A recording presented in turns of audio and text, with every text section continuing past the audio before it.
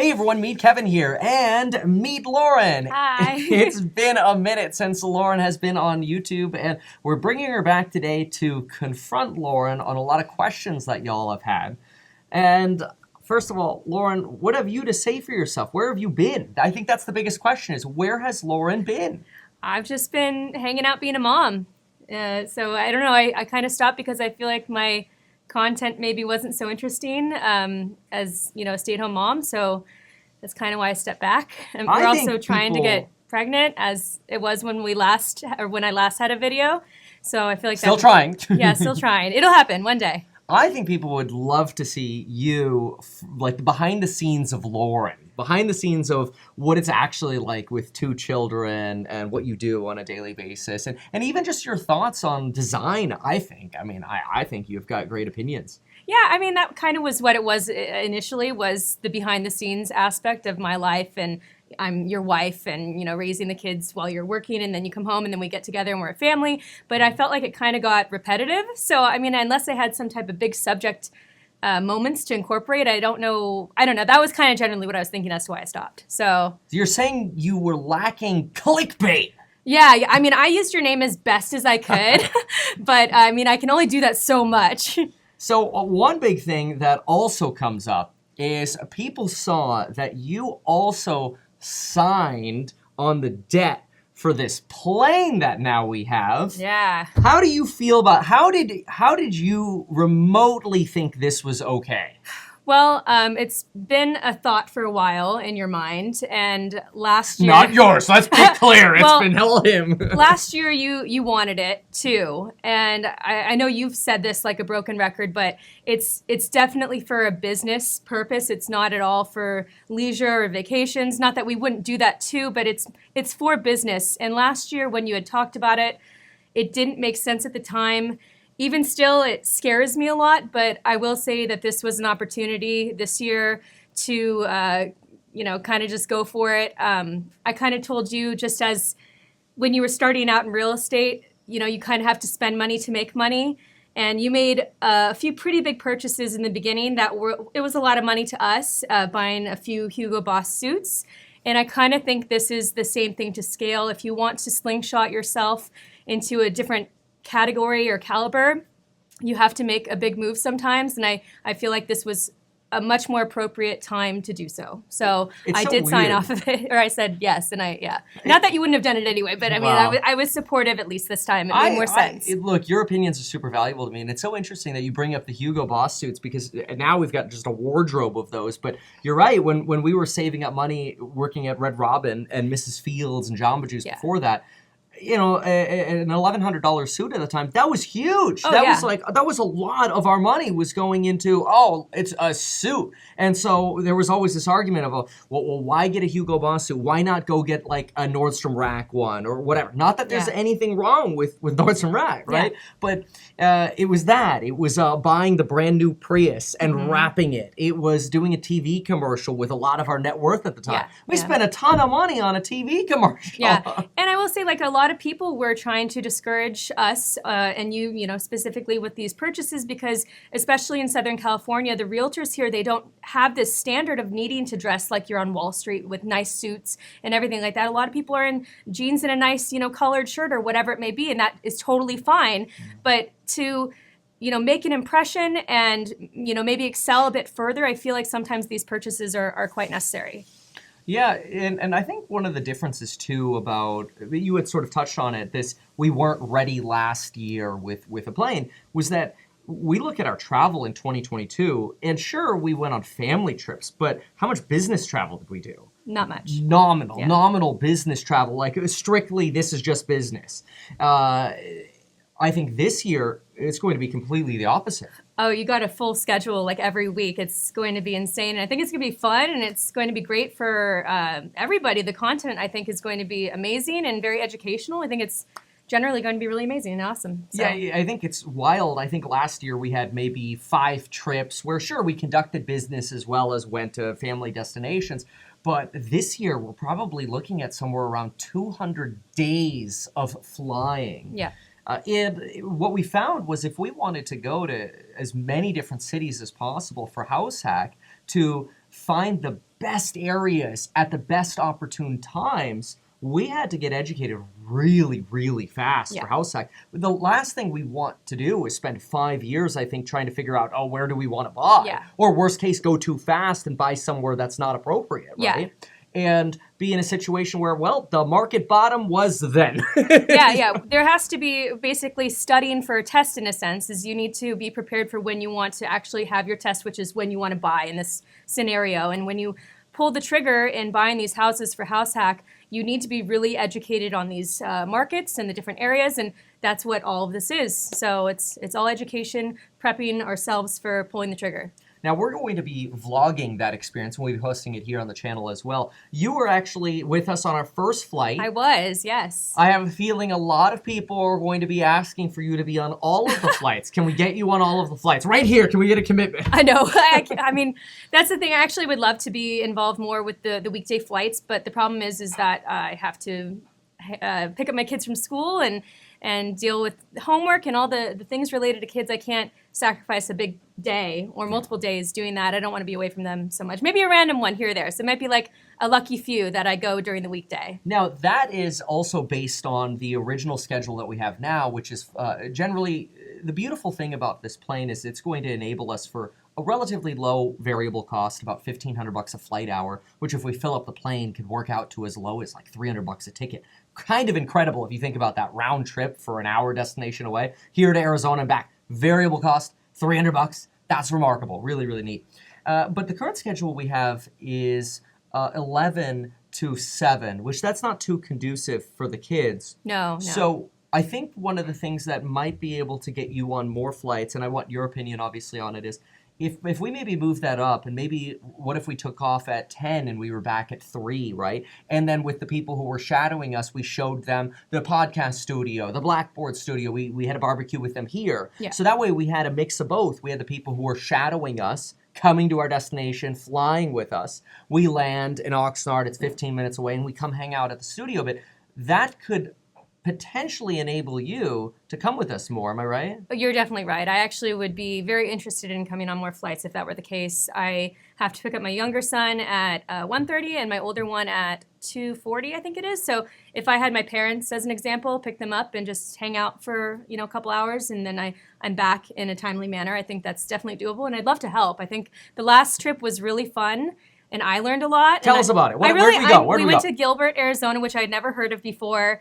Didn't look up anything about it. Basically just went into it thinking like, it's probably going to be like just, You were pretty negative about it. I was like, I don't know. I don't want to seem like a negative person, but I just self-admittedly, I didn't know anything about it. And I just kind of thought like, it's probably just going to be an average city. I was blown away. That was an amazing city. I was mostly very impressed by how family-friendly the city was, which I think is really, really important. So I really liked it. You get a lot of people I've noticed online who say things like, okay, Kevin, I get it. You're going to do your YouTube stuff in the morning and your ETF stuff in the morning, and then in the afternoon, you're going to fly for real estate. But why fly for real estate? You could just have somebody send you Matterport links, and you could just Zoom with people, Zoom real estate agents, let them FaceTime you around. What's your response to that? I think you really need to be there. I mean, obviously having Matterports helps to some degree. That does help, but actually actively being in the city, going to the neighborhoods, feeling like the parks and how they feel so, family friendly, the kids going around, even going from one block to another, me seeing a difference of, it got like noticeably less good in this little pocket area, and then, it's back to good again. Those are things that you can't actually get from a Matterport. You physically have to be there.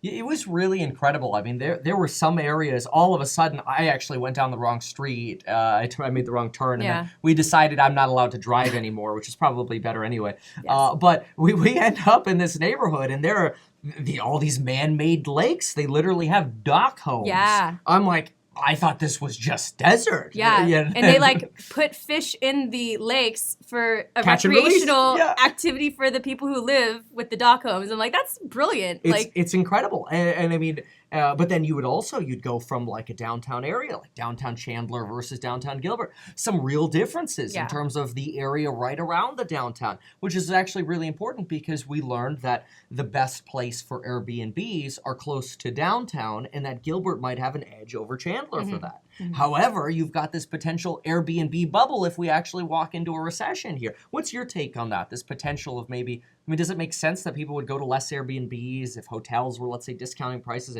And then what if people went into buying real estate deals with too high of an expectation of what they could get in terms of rent? I mean, it's a problem. For Airbnb specifically? Yeah, or both, or long-term. I mean, imagine somebody goes in, and this is my sort of a thesis I have. Imagine somebody says, I'm going to buy a $600,000 house in Gilbert, Arizona, and I would I'm going to put 5% down or 10% down or whatever. I'll live there for a year. They move out, then they're like, oh, I'll Airbnb it. Now they look at Airbnb and they say, oh, I'm cash flowing a couple $1,000 a month, whatever the numbers might be. But if Airbnb dries up, they might have to turn it into a long-term rental, and then they look and go, oh, crap, I'm negative cash flow because my loan is too large or my rate is too high.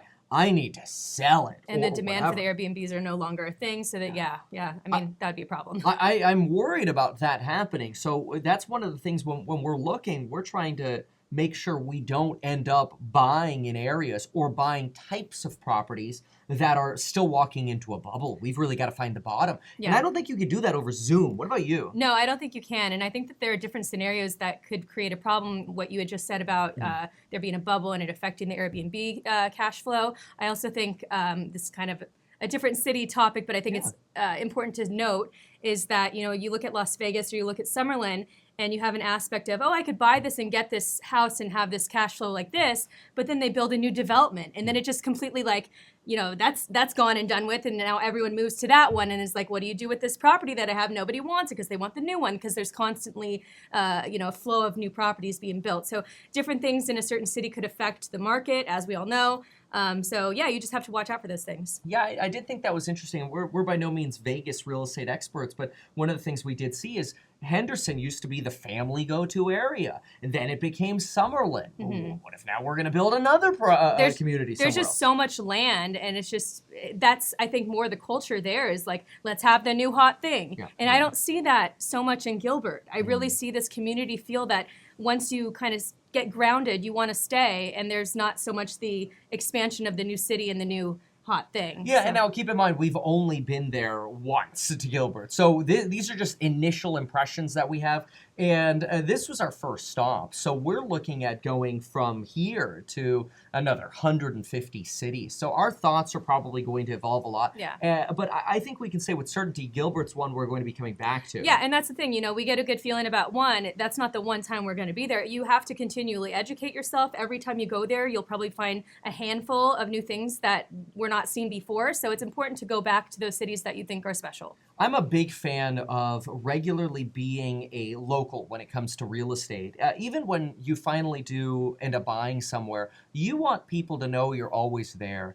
For example, if, let's say we ended up deciding to buy in Summerlin. Let's say we got convinced. We're like, we're going to buy in Summerlin and in Gilbert. We're going to buy in both of those. We think we can get good deals in those areas. Then what we'll probably do is be there on a weekly basis, going to the realtor broker tours, going to the open houses, going to see the new listings on the market every single week. So that way, A, it's easy for us to get there and be back with family and have our barbecue at our podcast studio or whatever.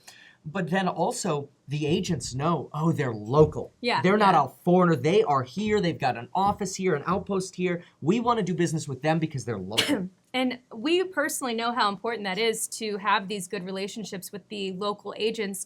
As you know, we were both realtors. We went to the caravans, or broker tours. Yeah. Caravan is what we locally call it. Yeah, locally we call it because you caravan house to house. But anyway, we went to those weekly, and you get to know the agents, and you get to know the area even better. You get to know kind of, more secretive things like, you wouldn't want to go there because blah, blah, blah. Like, this actually happened to my buyer. I didn't even know that about this complex because, my buyer went through it. Those are where you hear the details that you wouldn't ordinarily know or hear about. Oh, all the time. Yeah. I mean, you go through a broker tour, hey, I see you here every week. Hey, just so you know, that neighborhood over there, that street and that street, they took the rebar out of the foundation when they went to build them. Yeah. But the other side of the street is good. It's that kind of local knowledge. You're not getting on a Zoom call. No. You're not getting on Matterport. There's a reason, in my opinion, you get Invitation Homes and BlackRock that they get a bunch of money and they just park it in real estate buying deals the way they are. They don't fix them up. They're not hand-selecting wedge deals. They're just like, all right, we got all this money. We got to allocate 50 mil to that market, 50 mil to that market, 50 mil to the market. it's very different from what we plan to do with HouseHack, which is really hand selecting the best of the best. Yes. We're excited about that. I'm excited about it, yeah. You're going to get to train a lot of our local property managers that we have there. That's our current construction and property management team when they relocate or start servicing different areas, whether they're traveling or hiring people locally. You're going to be doing a lot of training. How do you feel about that? I am excited to help. I definitely in the back of my mind, think if I have a baby, but I'm going to figure out how to balance it. But I'll just step in more. Yeah. I do want to help. I would love to contribute. Yeah, I think you're going to be awesome. You're going to be a great part. So Lauren, initially we were pretty nervous about the whole plane idea because we're doing our budgeting and we're like, oh yeah, we can make this work even in sort of a worst case scenario, but it'll be more tight. And I think that left you initially a little bit more nervous. We ended up still making the decision based on that. So we decided to buy the plane and finance the plane, which is like a $76,000 a month payment just for the loan on the plane, right?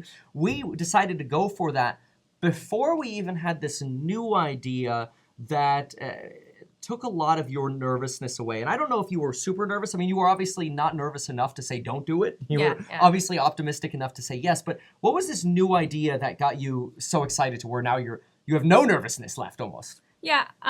Well, let me just say that I do think that, and this isn't any correlation to me having hope in the business or how likely I am to think it's going to succeed, because I really do believe that it will.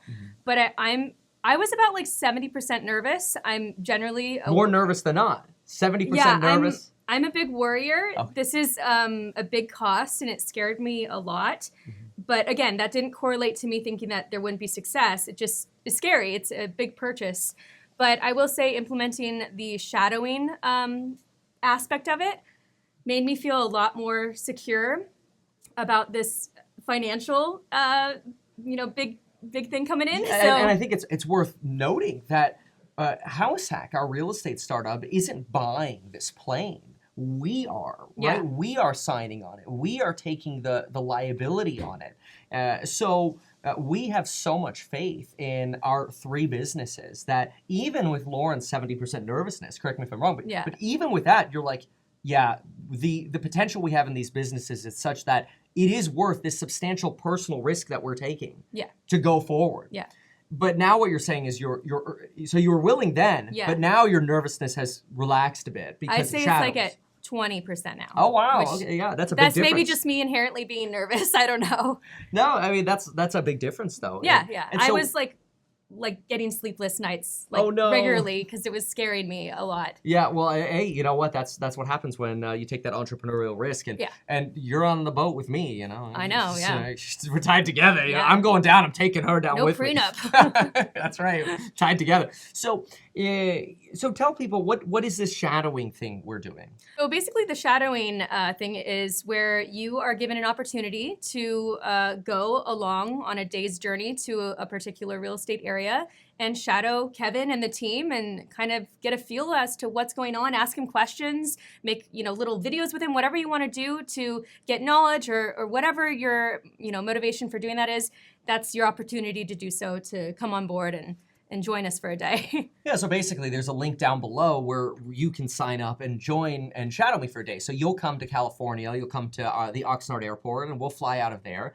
You don't decide what the destination is. We sort of have a preset itinerary of where we're going, what we're coordinating with agents. Some flights could be as short as 15 minutes. Some flights could be as long as 2 or 3 hours. But either way, you're buying the opportunity to shadow me for the whole day. So if we're going somewhere that's short, we might spend more time at the destination. We might spend more or less time on the plane. But the goal is we'll meet at the airport. We'll fly somewhere. We'll look at real estate together. Then we'll potentially, whether we have dinner there or not, we might come back to the studio and explore the studio, have a barbecue here. That sort of depends. We don't know which interns or which staff or which researchers or whether Lauren's going to be there or not. We're not clear on that per day since I think we kind of make those decisions more last minute. But I think it's going to be a really interesting experience for people to shadow us. The neat thing is there's a lot of downtime because you are sitting on a plane for a while. You are driving in cars to different destinations for real estate. So that's pretty fun. And we'll have a great opportunity to catch up about anything, finance or stocks. Or real estate I think that's related. important to note too, because even though we are looking at real estate, if you have a different interest that you want to talk to Kevin about, like you said, there's downtime to talk about those things. Obviously, if you're interested in real estate, this is, prime opportunity, but you could have any reason why you wanted to join. Yeah, and so going also back to Lauren's nervousness, I think it's fascinating to look at the numbers.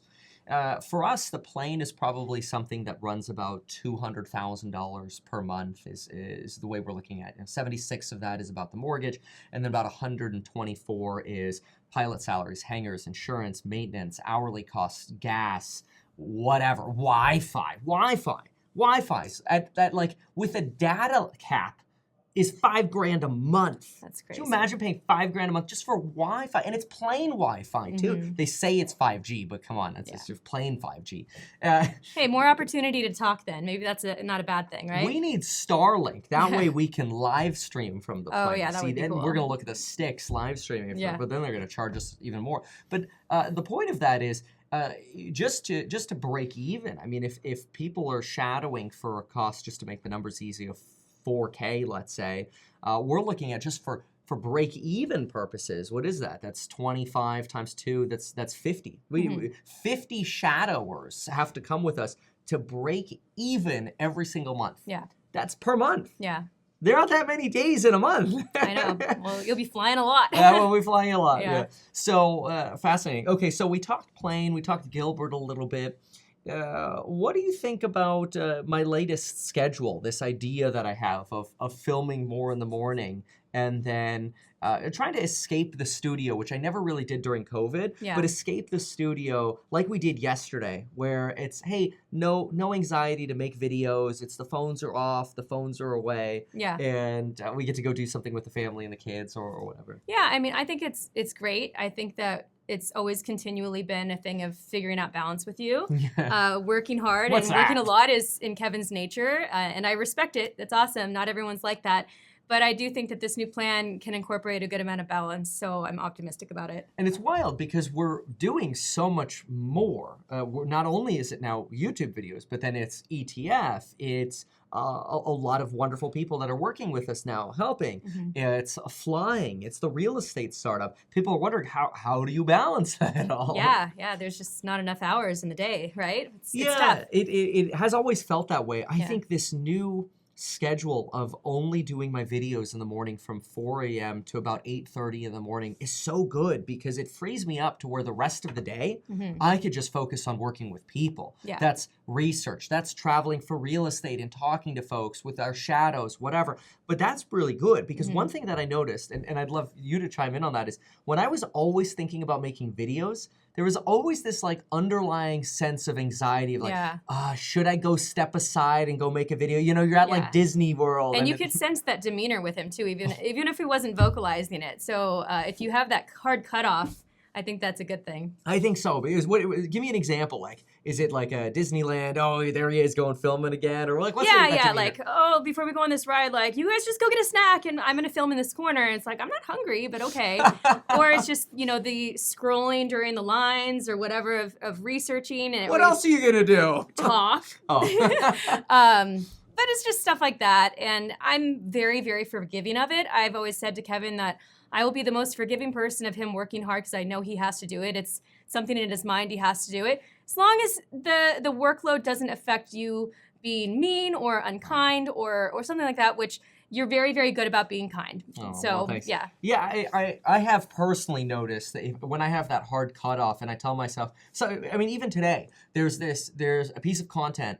I'm getting just excited and anxious about it, thinking about it right now. Like, oh, I got to make a video on that. It's gonna be a great video. It's gonna be a 1 out of 10, which is like a way of YouTube saying like it's a good video, right? It's your best 1 out of the last 10 videos is how that rank works.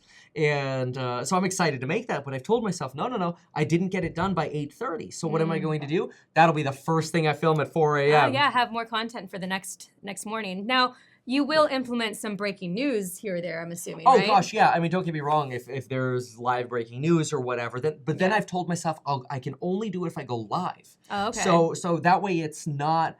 That prep work. the pressure of a recorded video is very different from live. Yeah. Because with live, you roll with it. When stuff isn't working, it's like, excuse me, sorry, this is messing up or whatever. You just fix it really quick and you keep going. Yeah. People are forgiving of that. Yeah. With a prep video, it's one thing goes wrong, all of a sudden you're like, start the whole video over. Yeah. You actually can't do that on a live right. stream. So you kind of roll with the punches a bit more.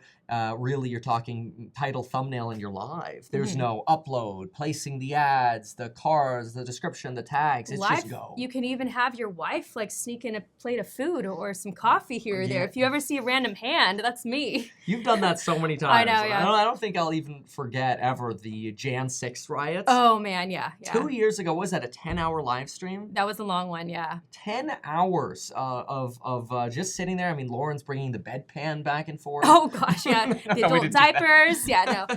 And you know what? Every time I do that, I am still shocked to this day, and knock on wood that it won't happen. But I open the doors and I'm just crossing my fingers, and I tell the kids like, "Hey, be quiet. He's live streaming. I'm gonna deliver this food or whatever." But kids is "Mom!" or whatever. It's yet to happen, so that's good. But if it does, whatever. Yeah, it is what it is. Yeah. And usually when I hear the door, I'm already like, Ready to mute. I'm gonna press the mute button really quick. You just never know. You never know. Yeah. So, the balance has, I don't really know that word, what that means. Yeah. Although we have trying your started best to watching balance. H and Megan. Yeah. Oh gosh. I don't know why that rubs me the wrong way that they refer to him as H, but It's weird. Yeah. We're only like 20 minutes into it. It's kind of wild. I will say we yesterday downloaded Elden Ring, and I think we played maybe 8 minutes of it. Yeah. I didn't like it. No, I didn't like it either. Yeah, we're like, I know it's really popular. Let's but- go watch H instead. And then we just fell asleep. Yeah. What's wrong with us? I don't know. Maybe we need to give it another shot. I don't know. Yeah. Another shot of tequila? To like prep to play that game. Yeah. No, now we want to play crap, what is it called? The Grand Theft Auto. Yeah. That's always a good one. Yeah. I got a notification this morning that actually finished down. Oh, okay. I don't know what it is, but you go to we have an Xbox and a PlayStation. We haven't played virtually but 10 minutes on either of the systems that have been sitting there for 6 months. We also have DDR, which we haven't even unboxed. I was a really good DDR player in middle school. My older brother, he's 4 years older than I am. I would play all the games that he would play, and he got obsessed with DDR, so I naturally did too. I was like acing the heavy modes. I'm really excited to do it now. I'm definitely like much more out of shape, but it's a good workout. So that'll get you in shape. It's exactly. The PS2 we got off eBay. Yeah, hopefully it turns on. I love that game so much. They gave me the memory card for the PS2. It's like this big, and it's 8 megabytes or megabits. It's like sad. Yeah. Anyway, so what? Okay, now I want to talk personally. Last year I said that if in the next 3 weeks Tesla goes pre-split to $750 per share, that we would buy a new house. Yeah. And it did. It went to like $770, and then it's been straight down since then. Yeah. But literally the goal I made of this like $80 price jump, it was some like outrageous claim that in 3 weeks it would go up 14%. Mm-hmm. And it literally did. Of course, again, down since then, but where's that house, Lauren? I wish actually it happened. The problem is we have a select few that we're interested in, and we did go house hunting. We did go house hunting, and we're actively trying to talk to people. The houses weren't for sale. We just really, really want these specific houses, and everyone said no. And then that's that. Yeah. So, well, I think it was. Yeah, it was around this time. This was April of 21. Yeah, and a big reason... We got to be clear about that. That not April of 22, that was April of 21. Because then what happened is everybody said no April of 21. Then we got to because it's been a while since you've made videos, so we're doing some years of catch-up here. That's crazy, it's 2023. Then we get into the end of 2021, beginning of 22, and we're like, no. The real estate market's about to dump. Yeah. We sold our real estate. Yeah. And one of them called us. Hey, we're ready to sell now. What did we tell them? Because also too, we said no. But the thing was why I wanted a different house so badly is because we were getting so many people coming to our home, and it was very intrusive, and it was scaring me. So that's luckily died down a lot since the governor thing is over. That was, I think, peak time when it was really happening a lot.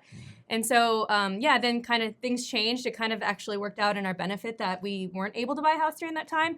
And now we say there's one house, only one, that even if it's a bad market, there's one. It's like the dream house. I don't know if even with the bad market. Maybe not, but like, gosh, that would be the one that's enticing to where we'd have to like stop and have a discussion about. Think about it. Yeah. So okay, let's go back to the beginning of 2022. We're upstairs in the master bedroom. Naked, of course. Always naked, yeah. And I walk up to you and I say, we got to sell all of our homes. We're even going to sell our own home and rent it back. Oh, okay. What did you say to that? Well, we talked a bit about the reasons why you wanted to do that. I said, no matter what, though, I am against the idea of selling our own home. I don't want to be a tenant to the home that we've established and we've owned for many, many years now. Mm-hmm. I don't want to revert back to that. But basically, with everything that you had said to me that night, I thought it made sense. And I'm really happy that we both went through with that because it was a good decision. We've always been of the mindset that it's much better to buy real estate and wait and just hold it through no matter what the market cycles are. We had a very, very unique set of circumstances where we saw the macro cycle changing substantially in January. And we decided almost overnight it was quick. To sell all of our real estate. Yeah.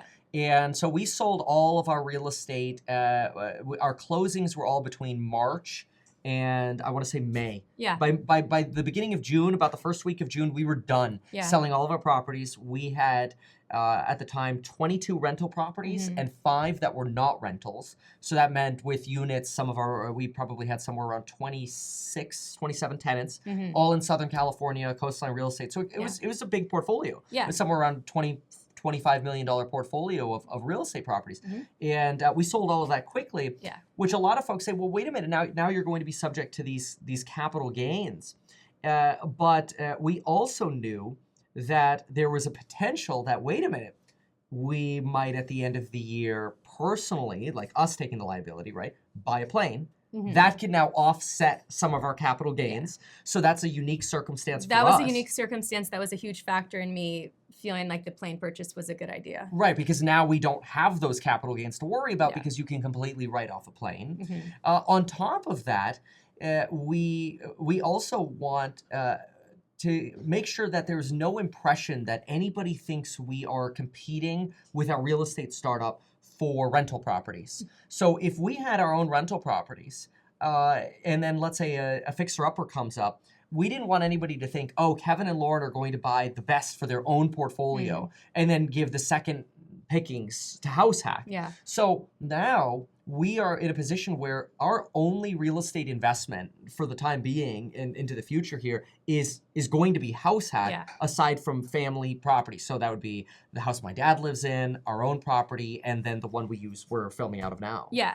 And we said we hope to be done personally with rentals under our own family. We would like to put everything in HouseHack. Yeah, so in other words, we will not be landlords ourselves anymore. Yeah. But obviously we'll be operating landlords for HouseHack. For the we'll company. Be bringing all of our experience over there, which is kind of exciting. I mean, how does it feel not to be a landlord? Your last 9 months, you've been waiting for HouseHack, but I know you've been doing a lot of thinking for HouseHack. I know you're sitting there 3 hours a day just plotting for HouseHack. Yeah. What's it been like not getting all those tenant phone calls? Honestly, me having had all the tenants, I had such a groove and a flow and a certain kind of set thing that I did with every tenant in every property. It was a smooth sailing ship. So I will say, obviously, I don't have a workload of making contracts or anything like that, but relatively, like the phone calls and the emails, they're pretty nominal. And so, yeah, I mean, obviously now it's nothing. So it's a difference. But how many hours a week, realistically, it sounds like it's pretty low. Do you think you actually worked for property management for 26 tenants? Was there a re-rental or no? No. Oh, okay. Assuming no re-rental. I'll explain the difference in a moment. Just regular day-to-day, average hours per week. Gosh, I mean, I'd say maybe like 30 minutes a day. 30 minutes a day, that's it. That's it. So you're managing 26 units with 30 minutes a day. Yeah. So if you wanted to work, let's say, an 8-hour shift in property management, you could have 16x the units. You could have had 200 tenants and worked a full-time job. And it needs to be clarified, though, that this is a certain, basically, formula that we've created to allow us to have such a smooth sailing ship. you could hear from other property managers that it's quite different, but we had certain standards that we really, really wanted to implement. So I think that all kind of played a role in why it was so little per day. Yeah, an example of that, to clarify, yeah, go ahead. An example of that is what we do is we don't just buy properties and then rent them out.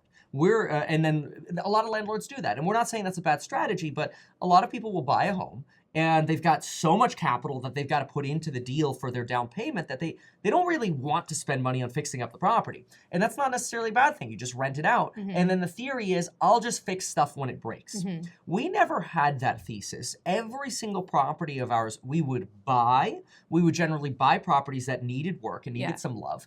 And then we would fix them up to, I would say, a very well above rental grade standard. Definitely. Our properties were not by any means rental grade. They were very, very quality. Nice. Very nice properties. They all had consistent flooring, consistent cabinets, consistent paint. It was all the same formula, so it was very easy to keep these up. Same appliances, everything.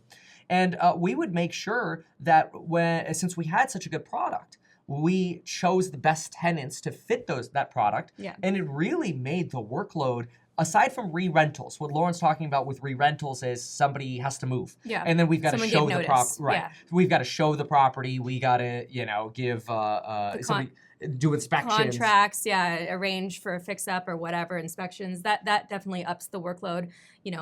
Everyone, say you have one, then two, then three. It's just like, gets more and more per day. Yeah, if you got multiple re-rentals, exactly. It's like, okay, then now you start now you're maybe working a couple hours a day instead of just 30 minutes a day. But that was even far and few between. And that's the great thing, too, with this formula is people want to stay. We create this product that is so desirable and so nice. And we also have it at a rental price that is not extremely unfair. We are also not the type, which I know a lot of other landlords do this after the first year. They get you in at a decent market rent, and then they just up it to the max amount. And then people feel trapped, and that upsets them. It creates bad relationships with the landlord and the tenants. It's just generally a bad feeling. So we really wanted to have, generally a good product and respect the tenants. So. In our belief, you can have a win-win landlord-tenant relationship where the tenant feels like they're winning, the landlord feels like they're winning, everybody wins. The adversarial nature of landlord tenancy, we don't think is necessary, and it's not a model that we partake in. So we're pretty excited about the future of HouseHack. And bringing all of our formulas to HouseHack. One last thing I want to touch on is, Lauren, what do you think? I mean, I hear it all the time. People say, oh, but Kevin, now if you're going to try to do single family at scale, you're not going to be able to find enough wedge deals. What's your response to that? I think there are always wedge deals. I think that I will say that a lot of them just get snatched up super quickly, but I think that that's where our expertise comes into play. And we snatch them up. And being involved again in the local community of realtors, because they give you those pocket deals. They get to know you. It's like, oh, he's so desirable to work with. He was so easy. I would rather choose him, and even tell my client, hey, he's offering whatever $5,000 less, but he is so easy to work with, and he does everything to make it as smooth as possible, and that's how we got a lot of our deals. Yeah. Well, I mean, we would be able to go to sellers and say, we will close this deal. But that's one thing when a buyer says that. It was another thing when the agent was able to tell their sellers, yeah, they do close their deals. Yeah, I've done like 3 deals with this guy. I mean, he he's always pretty legit. Closes deals. It's so easy. Yeah. Whereas you could have a different person that maybe offers more, but then they're out of the area. They're out of the area. They get all fussy about inspections or whatever it may be. It could be a prolonged process. It could just be a nightmare versus it being very easy. Right, and that's why we found it so important to make sure that when we do diversify to the markets we pick, that we are in those markets regularly, every week. And I can't do that and have a family life and run a YouTube channel and be able to do my live CPI or Fed Reserve streams without El Plano. That's the thing, right? yeah. So we do think that'll give us a substantial competitive advantage for what we're creating. If anybody's interested in learning more about HouseHack, the solicitation is at househack.com. This video is not a solicitation, that is. But I really want to ask you, if you can, leave a comment down below. Make sure you remind Lauren to either go post on Meet Lauren and come back, or do this more. So leave a comment down below on that. Lauren, any final thoughts? It was nice talking with you. This was fun. I enjoyed it. So, if you have any questions about anything that you'd like to see us talk about, I'm happy to do this again. All right, perfect. What about the wallpaper? I think it's cool. It's We're a little zoomed in right now. like almost kind of right up his nose. See, right under his nostril. Yeah, he's breathing on me. All right, that's Ben Franklin for you back there, and we'll see you in the next one. Thanks so much for watching. Bye.